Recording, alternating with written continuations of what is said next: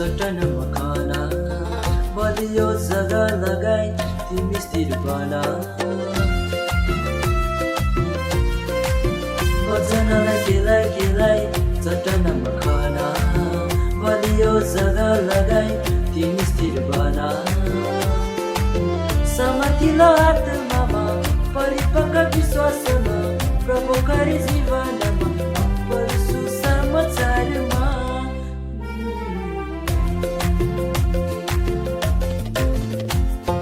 बुझ्दै लाँदा डुब्दै जाँदा गहिराइमा आज धेरै ज्योति पाउँछु बुझ्दै लाँदा डुब्दै जाँदा गहिराइमा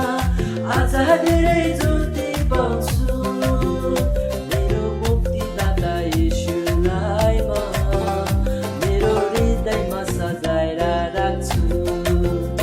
मेरो मुक्तिदाता येशूलाई म मेरो जीवनमा धारण गर्छु